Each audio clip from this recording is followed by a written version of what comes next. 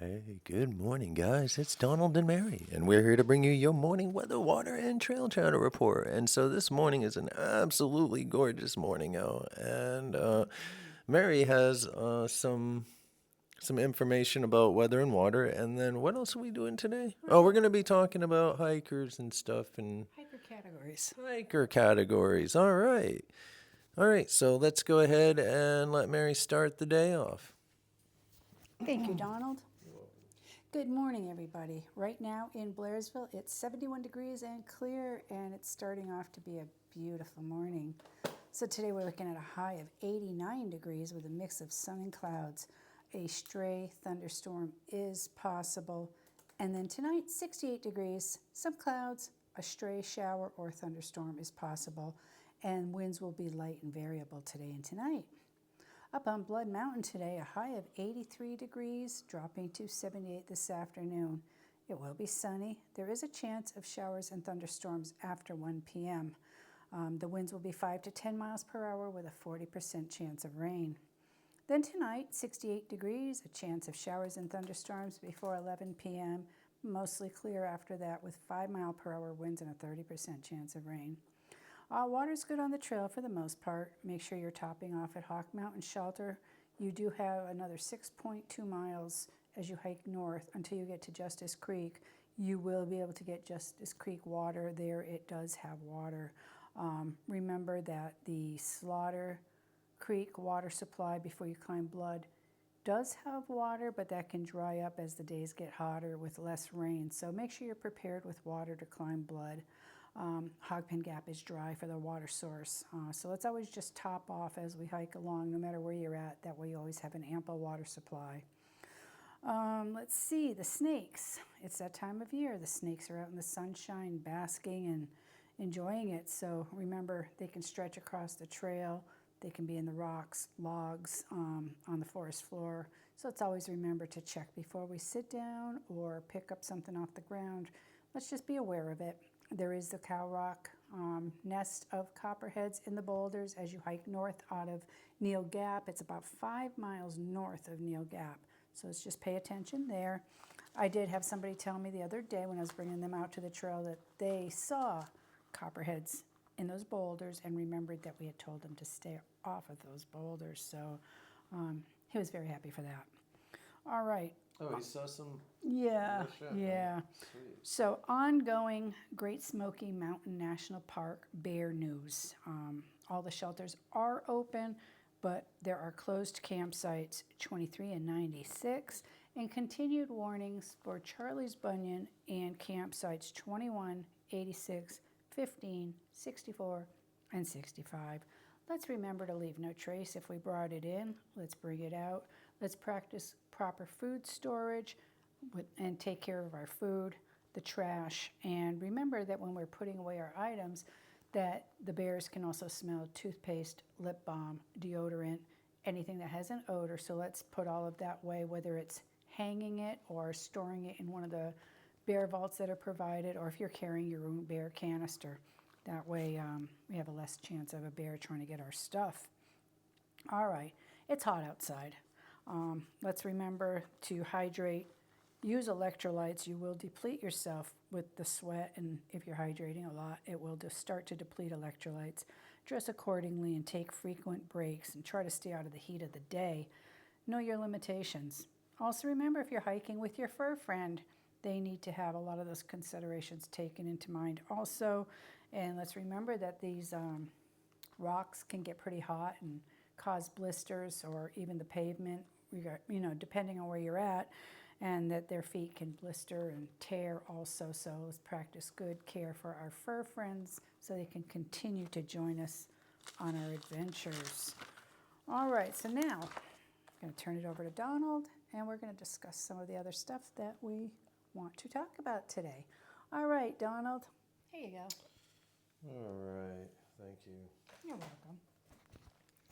All right, and so what do we have going on today? All right, so we're going to be talking about the categories of hikers where people have placed hikers in a certain categories, and so let's start with the day hiker.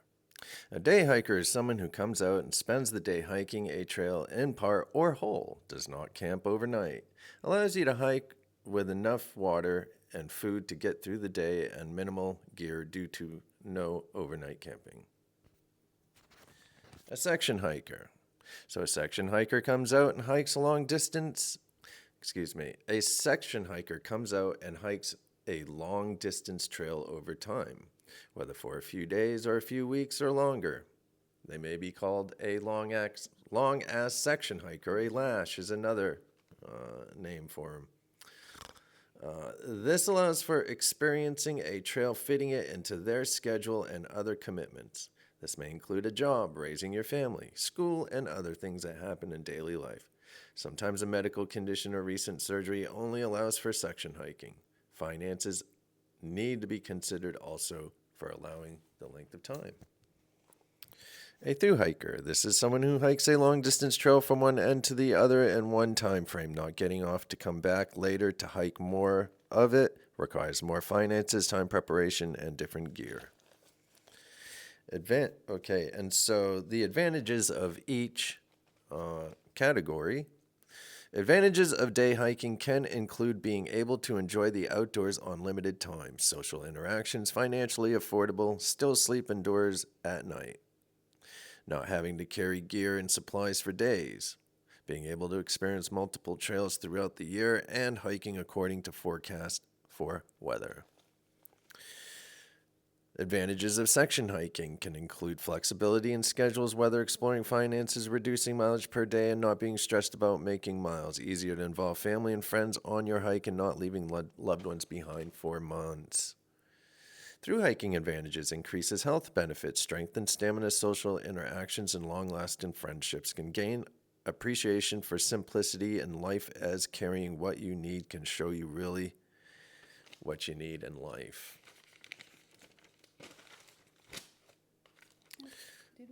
Oh, no, I'm sorry. This can also boost self-confidence by accomplishing daily goals and preserving through hardships a sense of accomplishment on completing the journey. Over the years, we have heard from many hikers that we have assisted that they experience hikers being put into categories because of the type of hike they were doing. Day section through. We all were new to the trail at some point. We all have to climb the same mountains, get water, carry our gear, supplies. Even day hikers to a degree deal with weather, bugs, mud, rocks, etc. Let's not downplay each other because they are not on the same journey we are on. On the same note, no one should be put on a pedestal just because they are doing more than others. This can be discouraging for all. Some of the disadvantages of those attempting throughs and lashes. We have heard in the past about those attempting through hikes doing some of the following to get them following to them and others. Snubbing those who are not attempting a through hike. Elitist attitudes. 2, telling others the shelters are for through hikers only. Those shelters are not just for through hikers, and no one should feel like they are obligated to get up and move out of a shelter or walk past a shelter or not camp near a shelter or whatever they're thinking, man. These resources on the trail are for everyone, and it's an equal distribution to everyone. No, there's no one better than the other. 3, stating you are not a real hiker if you don't hike so many miles in a day. Go to hotels or hostels, carry certain types of gear. This happens among the ones attempting throughs and also stated to lashers.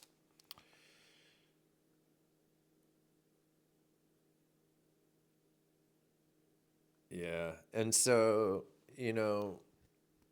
people are going to do their own style of hiking. Throughout the years, Mary and I have been here for 10 years. We were on trail in 2016. And I've been familiar with the Appalachian Trail all my life. And so I grew up on the other end of it. But the thing is, man, is I've watched it change out here throughout the years, just in the last 10 years. And so it is definitely, people don't even stay out for more than, some people aren't even, they're going to a hotel every night. We call them platinum blazers or whatever, dude. They've got money, they don't mind spending it, yada, yada, yada. Now, some people can't afford that.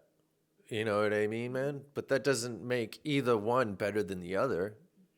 It's just one person's doing a different style of hiking, and it's what makes them comfortable and happy. And if they've got the money to do it, why not? You know what I mean, dude? If you got money to eat filet mignon every night and have food delivered to a Gap, bro, and you can go to a nice hotel every night or a hostel or whatever you like to do, no one should be judging that. You know what I mean, man? No one should be judging anyone out here. Stating trail magic is only for thru hikers. I've seen that a lot too, man. Cats will come out here and set up shop, man, and then they will turn away the hikers, man, that are not attempting a thru. Well, no one is a thru hiker until they finish their hike. And so everyone is an aspiring thru hiker. Eventually, someone is going to finish that, whether they're section hiking it in a 20-year time period, or they're doing it in a year, or they're going to do it in 2 years, or whatever they're going to do, man. They're still an aspiring thru hiker. They're still going to thru hike the trail. It's changed. It's just different. And you know what? A lot of people they're going home for a month, man, and resting and then coming back and finishing their hike. A traditional thru hike is going from Springer Mountain, the first white blaze, to the end at the top of Katahdin at Baxter Peak. And so I don't know what all this stuff is about, man, but why do you turn people away that, are coming down into the Gap just because they're section hiking for a couple of days? They don't get to eat? Or the section hiker thinks that, it's only for thru hikers. I don't know what that mentality is, man, but no one should be blackballing anyone out here. I don't know what that is, man, but I'm pretty tired of it, man. That's not what this trail is about. You know what I mean, dude? That's not why Benton MacKaye created this trail, dude. This was not his idea. I mean, yes, part of it is to have little towns along the way and places that people can work in. But the thing is, man, it was supposed to be like a commune, man, kind of, along the trail.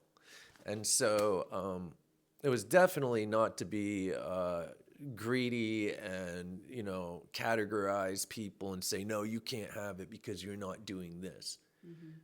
Okay. It's for all of us.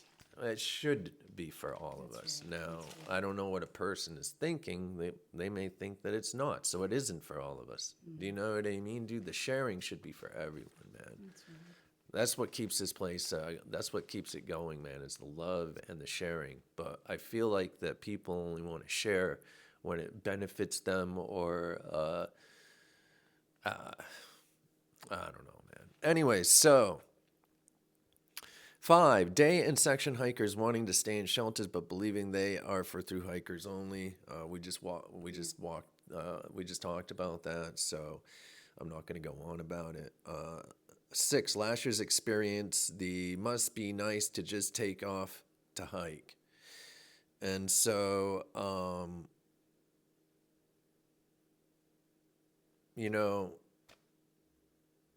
do you want to say something about that? No, I do remember that when you and I were hiking and we were, I believe we were north of Damascus at this point in time, and we got that exact attitude from a group that came in when they asked how many days we'd been on the trail, and you told them, and we got it must be nice to take that much time off.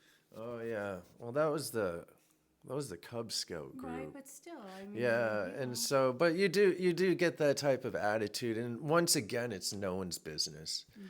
Those Cub Scout leaders were real dicks, man. They were looking at us like we shouldn't have been there, and yada yada yada. It was pretty bad, man. And they were like smoking cigarettes around the kids and shit, man, and swearing and all kinds of stuff, man. It was crazy. And they were looking down the ridge. One of them was looking down the ridge of their nose at us. I don't think he liked me talking to those kids, probably, or something, man. I don't know what his problem was. But I'm friendly with everyone, and kids are attracted to me because I'm just I don't talk to them like they're kids. I just talk to them like they're adults, and Like a normal human being. and they usually just stick to me like glue. Same with animals and stuff That's too. right. But either way, so these are just a few examples we have heard over the years from hikers of all categories out here. we are all on our personal journey out here. Let's support and encourage each other to do better. And, we want people to experience what we experience out here. We're teachers, man. You know what I mean, bro? They're students, these newcomers and stuff, man. And not even just newcomers, just everyone together. I see people out here that are out here for a long time, and they think that they have like this superiority complex, man. Like they own the trail now, and what other people are doing is wrong, and it's my way or no way, and blah blah blah blah blah, and it's pretty crazy, man. We have to accept it all, man, but let's try to keep the traditional idea or concept of what the trail should be or what it was meant to be. And, after 2020, man, I started to see more and more of this type of putting people on pedestals. It's become more mainstream. It's like a trend now to hike this trail, and it's bringing another crowd of people in, and we have to accept those people, but also at the same time, I don't think they know any better. And we have to speak up and teach them the right way so we can keep that the traditional trail style going on, man, or the idea, dude. And that's to come out here and escape cookie cutter society and let all that stuff go. Shake off all that chaos and madness and of everyday cookie cutter society. We don't want that out here, man. That's why I'm here, because I don't have to put up with that shit, because there's no way I could put up with it. And nah, man, I couldn't do it, man. I'm not that dude. And, I follow the rules, man, but I stay away from cookie cutter society for a reason, and I don't want it here either. And no one else does. There are many people that don't want that bullshit here. So keep it in the city. When you come out here, man, it's a new world. It's a different community. This is different stuff going on out here. We share. We help each other. We encourage each other to do better, to better themselves. And we're not here to put people down or hold them back from succeeding or achieving their goals. We're here to encourage them to achieve their goals. I want to see people do better, man. And it's unfortunate that there are people out here today that don't give a shit and they don't understand what this means. And I see it all the time, man. And so, yeah, that's what I had to say about that. Those feelings will never leave me, man. All right, and so we can learn from everyone's experiences. We can develop lifelong friendships. We can celebrate our own accomplishments as well as those of others. At the end of the day, let us all sit at the top of the mountain and enjoy our victories. You know what I mean, man? All right. I was looking at this rescue. I'm going to end it after this one. Hold on, let me see if I can pull it up. Sometimes I can't.